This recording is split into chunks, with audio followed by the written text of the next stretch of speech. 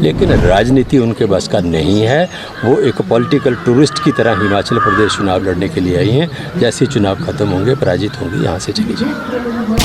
Bharatiya Janata party के जो लोग हैं, नेता हैं, ये अंधभक्ति के एक ऐसे दौर से गुजर रहे हैं जहाँ इनको भगवान और इंसान का जो अंतर है वो ही पता नहीं चल रहा है। ये मोदी को ही भारत मान रहे हैं, मोदी को ही भगवान मान रहे हैं। ये बड़ा दुर्भाग्यपूर्ण है कि किसी व्यक्ति की तुलना भगवान श्री राम से की जाए, किसी व्यक्ति की तुलना शिव के साथ की जाए और किसी व्यक्ति को ईश्वर का अवतार कहा जाए। ये बहुत दुर्भाग्यपूर्ण है और मैं समझता हूँ कि कंगना रनौत जी से इससे कोई अच्छी अपेक्षा की भी नहीं जाती। वो सिने तारिका हैं, अपनी बड़ी अच्छी कलाकारा हैं, हीरोइन हैं और उसमें फील्ड में उन्होंने अच्छा काम किया है, उसकी मैं उनको बधाई देता हूँ।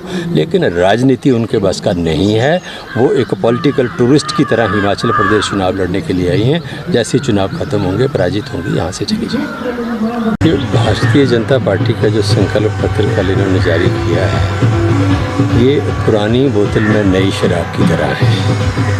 जो संकल्प पत्र इन्होंने 2014 में दिया, 2019 में दिया, उसी की बातें उठाकर नए संकल्प पत्र में इन्होंने शामिल कर दिया और एक मतलब उसको अलग तरह से उसको प्रेजेंट करके इन्होंने जो है उसको वही चीज़ें दोबारा से शामिल करके, तभी मैं कह रहा हूँ कि ये पुरानी बोतल में नई शराब जैसी जो कहावत है वो इसके ऊपर लागू है। तो भारतीय जनता पार्टी के जो संकल्प पत्र हैं, इनके ऊपर अब जनता का विश्वास ख़त्म हो चुका है, क्योंकि पूर्व में जो वादे भारतीय जनता पार्टी ने 2014 में और 2019 में जो देश की जनता के साथ किए, उनमें से तमाम वादों से भारतीय जनता पार्टी सत्ता में आने के बाद पीछे हटी।